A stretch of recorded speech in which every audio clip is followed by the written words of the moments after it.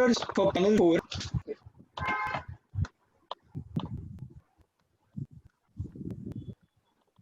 The moderators panel 4 are Dr. Randeep Singh, medical oncologist from New Delhi, and Dr. Gautam Saini, radiation oncologist from New Delhi.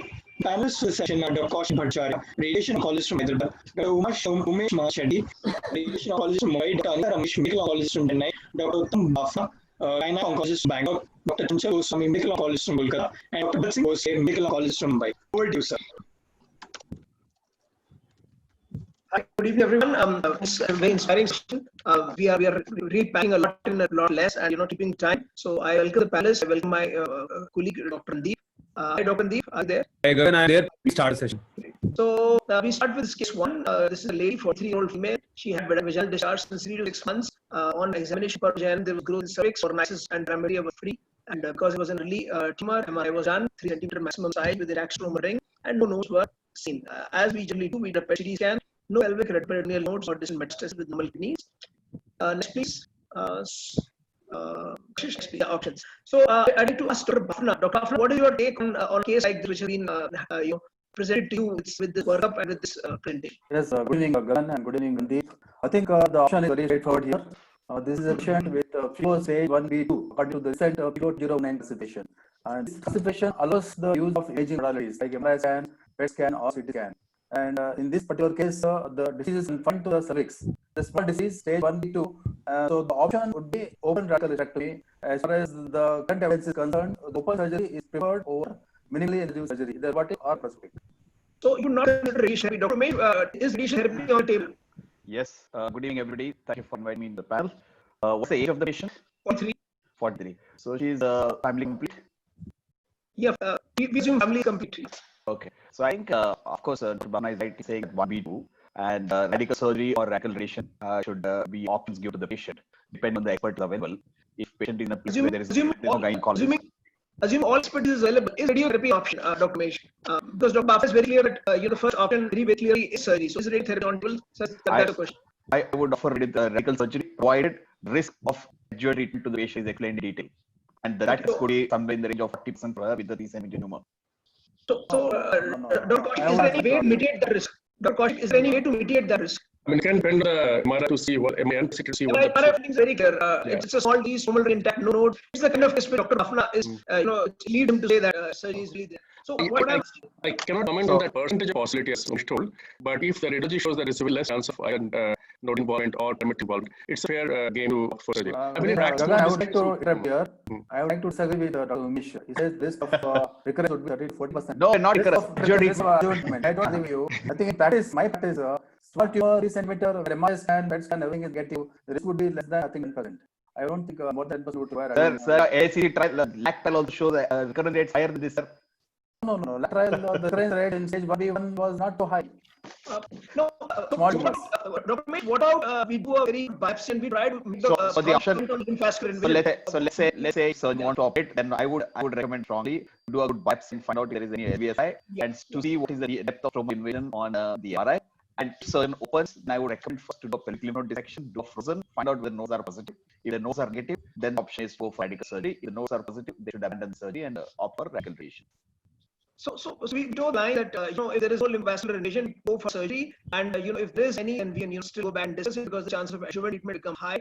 That's the line we draw. So Dr. Bafna, I want to interrupt here again. It's very difficult to predict LVSI on a wide biopsy. So I don't think that's for small lesion like this one. Yeah. But do you not like to go for it because that's since radiotherapy is good and you like to avoid trimodality treatment. I mean, that's the point. No, radiotherapy is equally good. I don't agree. I agree with Umesh that as far as survival is concerned, radiotherapy and surgery are equal. Why I would do surgery? The treatment is much faster and much easier as compared to radiotherapy. Can I add data? So the data on PET CT, highest number of patients who have been reported comes from my next data from St. Louis University. And what they show in 1B2, there is 50% chance that there is a pelvic node positivity even if pelvic node is negative. So this is to some extent confirmed by multi-center fresh data which are seen doing PET and doing a surgery. I think we're talking about old 1B2, not 1B2, recent 1B2. Old 1B2 is more than 4 centimeters. Here we're talking about new FIGO 2019 classification. So even in 1B1, the pelvic node positivity rate is almost up to 19%, sir. Yeah, that I would agree with you. But that was the era of not using MRI scan, PET scan. This is PET CT data. This is PET CT from Brisbane. Okay. But my personal experience, I think I would defer with that. Sure. Like, But we option, have what I mean is you should give option to the patient, both radical surgery and radical radiotherapy. I think Mahesh I would was a agree. great point. Let's not dogmatic about telling the surgery is the only option. Correct. Both are equal options, and the surgery comes with the degree of risk of mortality. How much that can be matter debate, but radiation is an option can be directed to the patient to start with. That is right. Next slide, please. Prakash. Ayush, next slide. Please. So, surgery technique, Dr. Bhavna pointed out, would like to do an open radical surgery. So, Dr. Bhavna, why would you go for open radical? I mean, everything is going minimally invasive. This particular trial, how does it dissuade you? Next slide, please. I would like I think, cervix is the only cancer where minimally invasive surgery has proven to be inferior to open surgery. With colon cancer, tracheostomal cancer, all of the cancers, minimally invasive Dr. Bhavna, surgery this is where this trial is very clear. Next slide, please. Prakash, please keep going next. You see, the population is well balanced, but somehow there's a very high chance of next one also. One more piece. Yeah. So the local regional recurrence is significantly high. Of course, there's also pulling down the survival.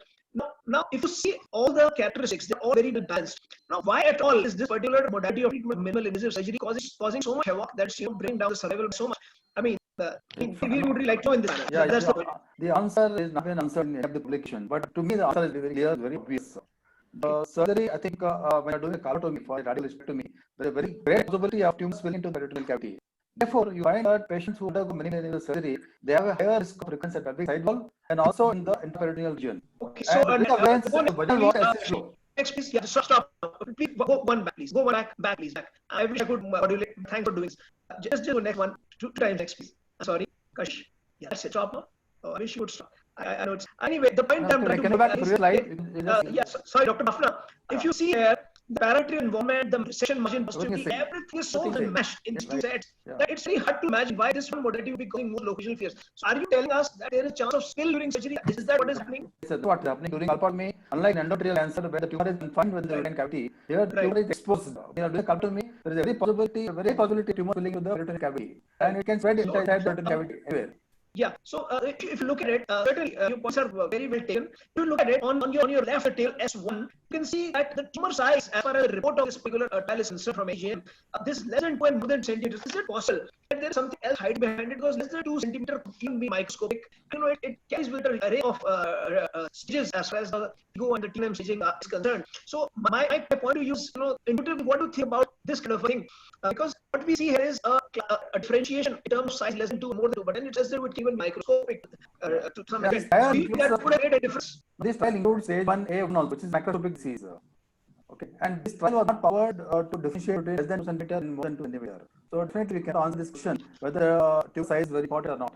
But there are other trials, especially in the year this year, a Chinese trial was published, which was addressing the issue of tumor size exclusively. They have taken tumor size less than 2 centimeter and found that the risk of recurrence is much higher in minimal invasive surgery patients, even the tumor size less than 2 centimeters. Okay, so last question to the radiation oncologist. Can I add one? Come here? Yeah.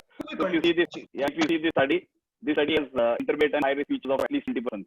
And that is why this one of the reasons why it was grade 1B, 1B, 2B was that 2 centimeter or less than 2 centimeter tumor, an ideal tumor where radical surgery would be really beneficial in the patient. Okay.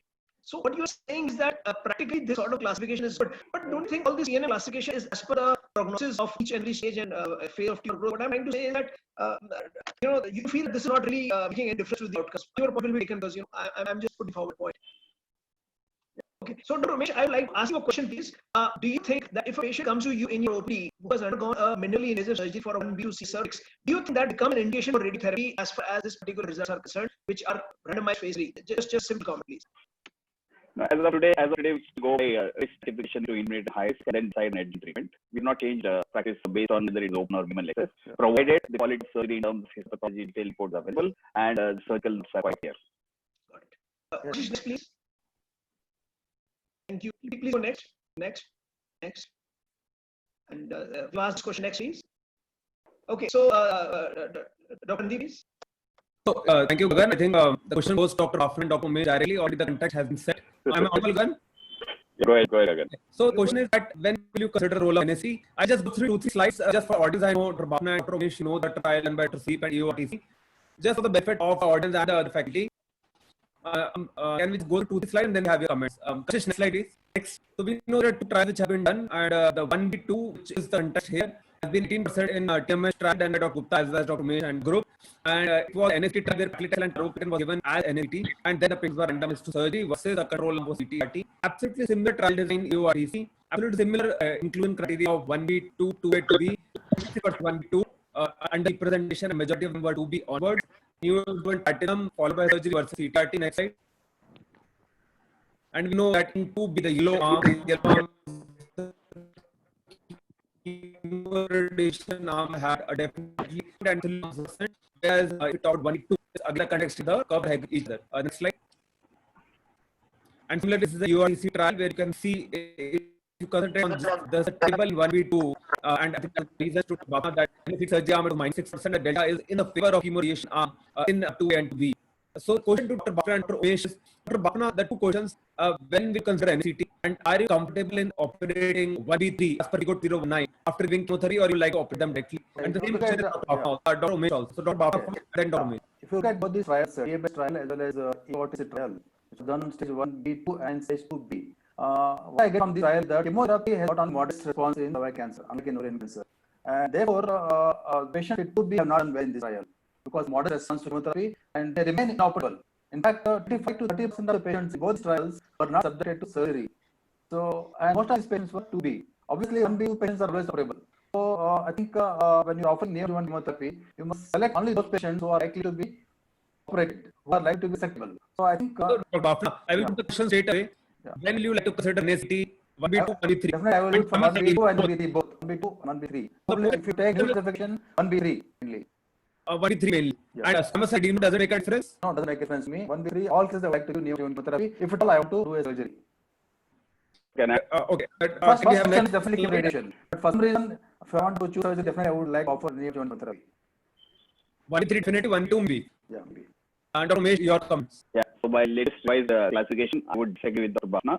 It is 1B3 where you should explore neoadjuvant chemo followed by surgery because these are relatively large tumors where even chemo radiation may not achieve an adequate response or adequate outcome. So these are the patients who can be opted for NCT followed by surgery, but trial staying currently. There is no role, but there is no definite role of neoadjuvant chemo followed by surgery as an optional treatment today for any patient. I think this message to be very clear because in the community there's a tendency to offer chemotherapy depending on what the land happen. The role of neoadjuvant chemotherapy, whatever situation a patient to do right now, cannot stand your clinical trials right now. Yep. Okay, fine. Well done. So, Dr. Umesh, 1B3 or CRT? Chemoradiation is the standard of care. Okay. So, 1B2. when you, okay, so when will you refer 1B3 to a surgical oncologist or to a surgical college? ODM research trial thing. There are people who are offering studies now. So what the reason behind that? Can you just reinstate that? Is it are you that the patient will go for time modality outside? No, 1B3 tumors are relatively large tumors, and as tumor size increases in the primary cervical cancer, the hypoxic fraction increases. So concomitant chemoradiation still may not be optimal response in terms of outcome.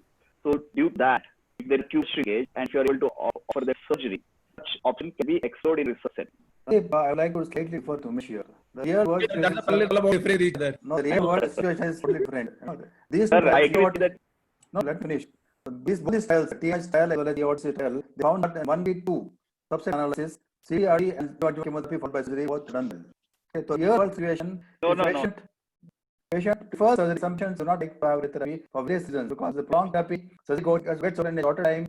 And for various other reasons, many people do not prefer radiotherapy in real world situation. Just to quote our trial itself, of course, in a supplementary figure, we show that in 1 2, there's no difference between neoadjuvant chemo followed by surgery versus chemoradiation. However, what is important for everybody to realize is the number of patients in each arm are very, very less. So it was not our to find out where there is a difference. This is in a trial setting. Yeah, definitely. Dr. Kaushik, Dr. Umesh, opinion on neoadjuvant chemotherapy before radical RCT because was a point which was being discussed in the scientific committee. Randeep, unmute yourself. Randeep, you have to unmute yourself. If you can answer this, do you think there is any role for giving neoadjuvant chemotherapy before taking the patient for radiotherapy, irrespective of the stage? Any role whatsoever? I mean, to any stage? Please, any age you pick up. I think Umesh made it very clear, and I will have much more to add to it. If you see an old classification of 1B2, prior to that, not the press classification of 1B2, 1B2, the old classification of 1 more for severe tumors, there was a problem with hypoxia and they didn't do well either with surgery or with radiation. A large number of them end up in post-operation. To avoid that, you can thinking of these patients into trimality, into neoadjuvant only as a part of a trial. To go either these trials, this should be towards any benefit. Just add what you are asking. Neoadjuvant chemotherapy before definitive chemoradiation, there is no evidence, level 1 evidence as of today to give offer that treatment. Nevertheless, there have been phase 2 studies, RUG study which looked at Paclitaxel in a dose-dense chemo followed by more radiation. Enterprise results have been shown, but that is being explored in a phase 3 randomized trial, in a trial called Interval study, which has been spearheaded by UK. Again, another moderator, I would request to please proceed because we have left to 20 minutes and we'll be addressing the question again and out and let out. Please proceed. Point. So as of now, there is really no defined road. The first trials are being held and you maybe get redefined, but currently there is none. So next patient, this is a 64-year-old female. She had these complaints of bleeding and discharge, and per vaginal there was a large growth over cervix, both for nice is full. Bilateral parameter was infiltrated, not up to the lateral pelvic wall. And PET CT scan that was done was suggestive of multiple pelvic lymph nodes, internal iliac and obturator lymph nodes are there. And slide please. So we start with Dr. Bashir. If you get a patient like that with all these paratic retrobituminal lymph nodes, so do you think there's a need to go for an FNAC or biopsy in such a situation of these nodes, or do you accept the PET CT report and why do you do that? So PET CT and MRI, gadolinium NRI together would be almost as good as getting a surgical biopsy. The PET CT there's still a bit of a problem there because there's got more positive rate value is high and not as specific because especially in the PID very high in our community. But if you have multiple novel disease picked up on both MRI and CT, it's under foot and may avoid biopsy of this. Yes, I think a PET positive and an MRI positive disease, and with the bulky cervical disease as told by you, definitely you have to take it at a higher stage. I think positive, and there's no need for biopsy in these nodes. Thank you, Dr. Anil. So, what are options for this patient? What are options for treatment of this patient? Because PET CT is not showing any metastasis. This is all PET CT is showing. See, this patient is an ideal candidate for radical radiotherapy, extended field to cover up the nodes along with concurrent chemo as well. Perfect. So, I'll try to bring this up into multiple points. Where the question is whether you have only pelvic nodes, whether you have pelvic anoperated nodes, whether you have coniliac nodes, whether you have parotic nodes. The answer to that will be not very clear because at this point in time, multiple phase 2 trials, they are quite convincing trials, but no modern randomized trials in the era of MRI. In the 3 randomized trials that were ever done, where the AEs and there was one meta-analysis by Serians such as 2016, did show a benefit of adding extended art, but that should be which or be a bottle of salt because those are pre-chemotherapy days. The post-chemotherapy the data is not there with 3D, data is not there in randomized trials. That being said, there is compelling evidence from retrospective trials that it is beneficial to extend. Now, I would ask you the same questions 2 directions. You would possibly like to ask me panel in about boosting the nodes and extending the isn't it? I'm actually right now going build up to that direction. So I'm very comfortable now. You are saying that it has to be concurrent radiotherapy. So Dr. you can take up your own question. Tell me, what will be your technique for radiotherapy? Please go ahead. At this point of time, it's more question. You should offer MRI with possible rotational technique if you can, and if you have no reason to. As far as possible, yeah, I would refer by the standard finish schedule. The nodes should be boosted, and you should preferably do an SIB. There is a little bit of data about SIB versus sequential, and which possibly knows that going for a SIB is a better idea. What kind of dose you should offer to the node? The trial we have basically discussed, the Vargoiter trial, that had been a dose of 55 gray EQD2. There are more trials that have been performed, and there is a recent 2019, if I'm not wrong, paper in the Seminars for Radiation Oncology. All students, I will strongly recommend you read that one. It's Jung Milek Shell or something very complicated, but some of the author comes to very common through the articles for a particular recommending. But I'm sure that you actually go up to this bond city gray with IRTs and IB. That's a benefit. So what will be your radiation schedule in 1 sentence? 1 sentence, okay. I will possibly give 45 gray and 25 actions with an SIV of 230, the no if it is small one, and that goes to equity of 68. Dr. Umesh, is there anything else you would like to add, please? Just to add one point is in this model of imaging where you would get PET done and find out that there are patients who have pelvic nodes, let's say coniliac, extrailiac, or interiliac, and if the parotic nodes are negative, the risk of micrometastasis in PET negative parotic region is as high as 22%. Exactly. So the understanding is that you need to treat the next echelon group of nodes. So, for example, if you have coniliac nodes, see on PET, then go up to inferior eccentric artery, parotic, low parotic is included in the radiation field. And as Kaushik said, definitely if you have gross nodes in pelvis or parotic, you should try and give boost.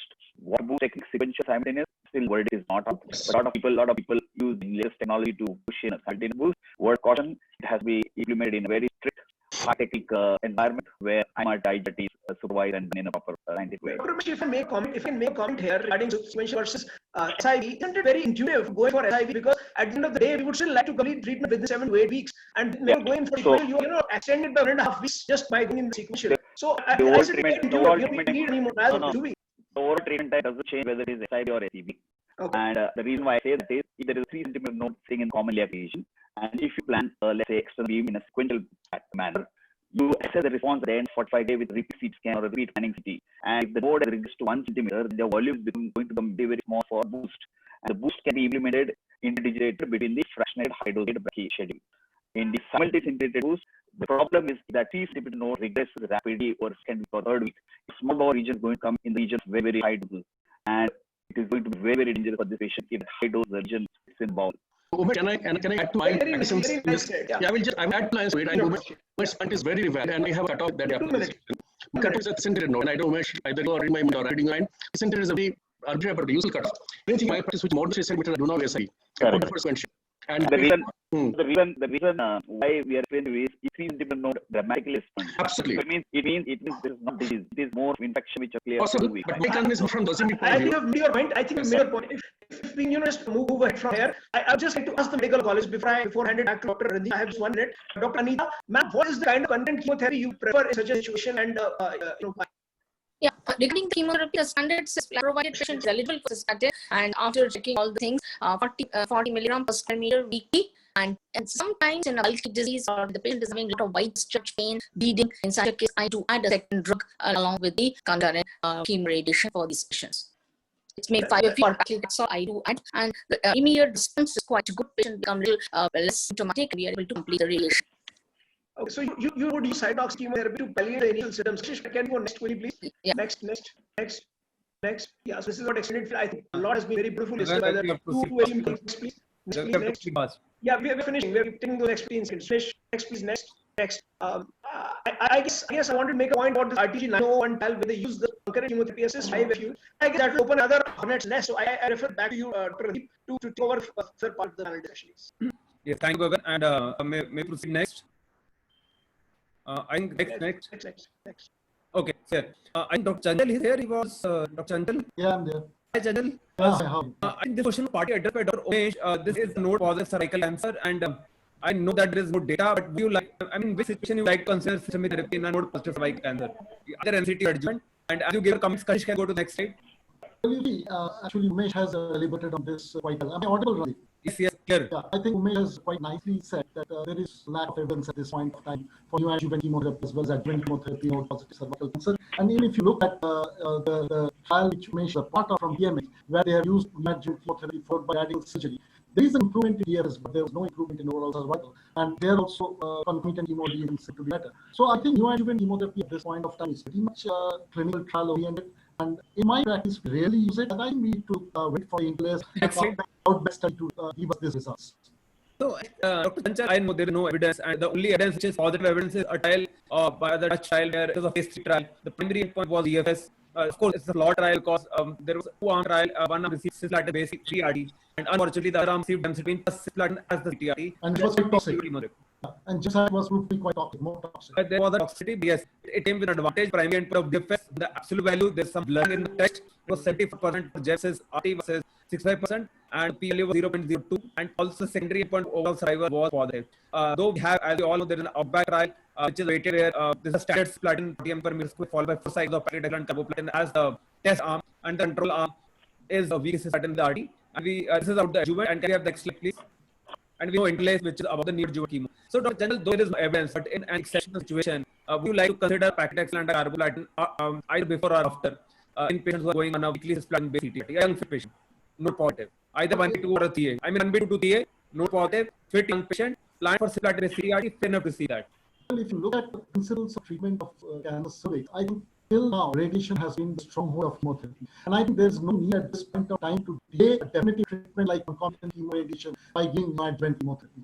So I personally feel that neoadjuvant chemotherapy has very little role as far as treatment of cancer cervix, where ultimately you are going to treat them with concomitant chemotherapy. Randeep, can I see? Yes, Dr. Nia will take your comment. Yeah. Just let me take a comment. Two situations. A bulky node, a 5 centimeter pyrotic node, or a tumor which is very bulky and infiltrating the urinary gland. Stage 4A. Yes, Anita, you can have your comments. Yeah, Dr. Randeep, stage 4A, entire stage 3, and a bulky stage 1. I definitely give in my practice carboplatin paclitaxel, and it has been a practice for yes, carboplatin paclitaxel followed by maybe 1 cycle, and then start chemoradiation, or maybe 2 cycles followed by the chemoradiation. I know the data is rising, but definitely the overall response rate is higher, and And it's already in my practice. In the interest of time, take a message. Dr. Chanchal is also right, and Anita is also right. As a standard, the treatment is chemo radiation. As an exception, yes, in exceptional circumstances, we can consider chemo. And usually, when those exceptions, Randeep, my only comment is that we are talking about practice changing procedures. I think neoadjuvant chemotherapy is not a practice changing procedure. Absolutely. I think this exception should be exceptional. absolutely clear. Point well done, Chanchal and Kaushik. Next, please. So this same patient presents, and the same patient has been treated with chemo radiation as standard. Now, the patient presents with cough and breathlessness 2 years post cisplatin-based chemo radiation. CT scan shows lung only mets, no evidence of disease in abdomen and pelvis. ECOG performance is 0. Next slide. So we know that paclitaxel is the standard, and it is one of the standard treatment for all patients. Next slide. So, Bharat, can we bring you here? And I mean, do you believe with this treatment that paclitaxel is the standard treatment for all patients? I mean, are there some patients where you would not like to give paclitaxel? No, it's not the treatment for all patients. That is why the GOG 2.0 is there, and something the more criteria look at. Initially, in the criteria came, it was actually to look at the patients whom we should exclude from the trial, who avoid the unnecessary toxicity. That it was not validated. But if you look at that, this particular patient comes with the low risk. So this particular patient comes into lower risk. And if you look at the hazard ratio, it is 0.96. To give that minimum advantage to put the patient at the toxicity like fistula, which is post-radiation patient is a very common the basis. I would not like to give bevacizumab to this kind of patient who comes into low risk. For my Aita, you have a comment? Yeah, it's 2 years from last treatment. Is it advisable to guide biopsy of the lung mass? Okay, or for that matter, it is cervical cancer. What your comment? Very short, brief comment, 30 seconds. okay, yes, bevacizumab. Just that answer. Yeah, paclitaxel usually I've used it upfront. If I have used it, bevacizumab is a reasonably good drug. If you know how to choose your patient, no high risk factors. We give it in 3 weekly or 2 weekly schedule. Okay, what is patient? Paclitaxel, bev or paclitaxel? Bharat has made comment paclitaxel, no bev. For you, I have given paclitaxel already earlier. I give bev now. You give paclitaxel bev for this patient. Next slide. Yeah. Next slide. So toxicity. That is the point which you are making, and I the question directed towards you. Yeah, correct. Again, bevacizumab. The next slide, your comments. Yes. Yeah, so the bevacizumab toxicity has to be, we should not choose a patient with hypertension, renal disease, bleeding, all excluding factors to be eliminated. Yes, bevacizumab, we have used it and it's a manageable toxicity provided you're able to choose the patient. I have used it and I prefer this because this cervical cancer, once it recurs, we don't have much option. It's best to give all three combination at this point of time.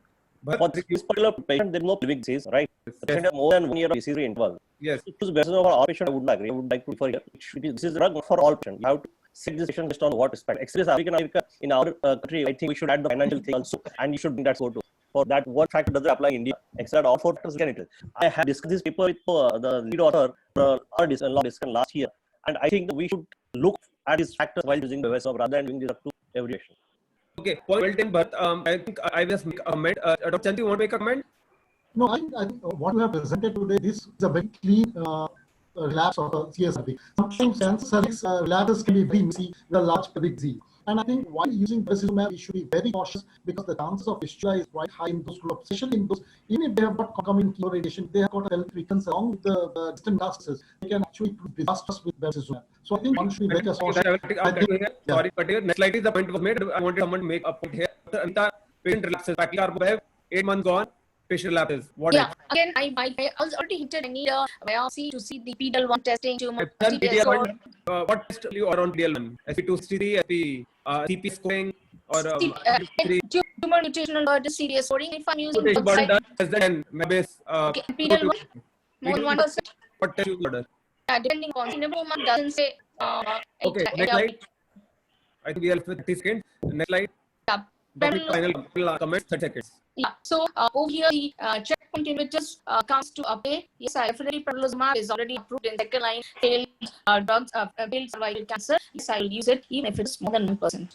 If the patient is not affordable for pembrolizumab, what is the choice among the options put on the right-hand side? And I will just need 10-15 seconds more from the online. I use gemcitabine. Yeah, I do. 5-fluorouracil is a good drug to be used. Gemcitabine, I have used ifosfamide. These will be my preferred. If others are all in the option. If the financial issues are high, 5-fluorouracil, others gemcitabine, ifosfamide. And depending upon the genetic condition, it can be a single agent also. Thank you, Anita. So to wind up, I generally use a lot of gemcitabine and Putan if patient can tolerate a good bone marrow, and it does work. The next slide, I the whole arena. We can just a last point. The whole the arena of metastatic cervical cancer will change once we bring the immunotherapy in first line. All of the trials are running pembrolizumab and atezolizumab applicable. Thank you, and over to the organizers.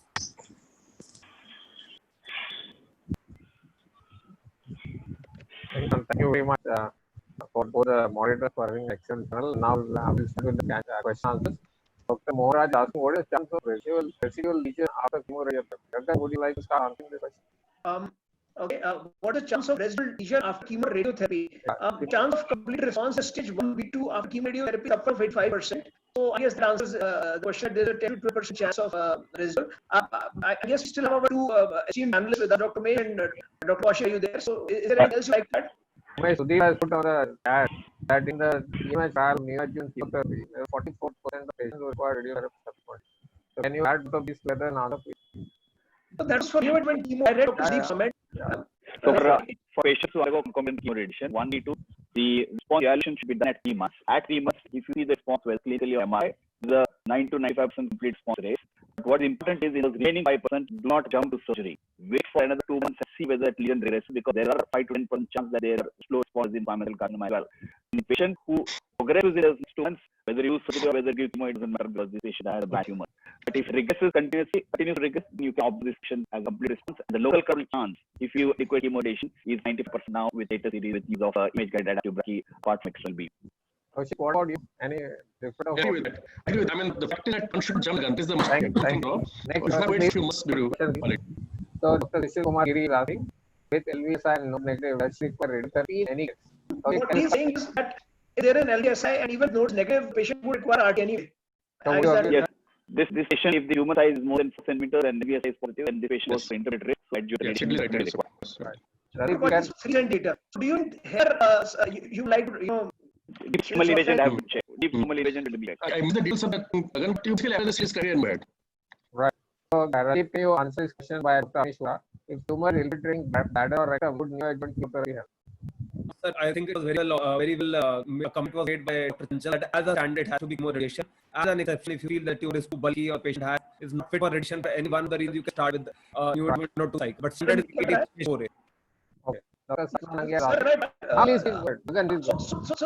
So there is the nuance in this question that if the infiltration in the bladder or rectum is gross, as in you're able to palpate it or you're able to scope it clearly, then a fast response with radiation therapy, which starts coming after 10 or 12 sittings, can lead to some sort of fistula formation. So it has been traditional teaching. I don't think any evidence is back yet. But if you do chemotherapy, it has another slow response. There's a chance of healing of the fistula, so to say, with more and more fibrosis, because that is healing process at the end of the day. So maybe there's some merit to the argument when it's a gross infiltration. But if you are seeing it on that MRI little infiltration here and there, I don't think that's a very important point. Thank you very much. Again, I think we should all keep this in mind.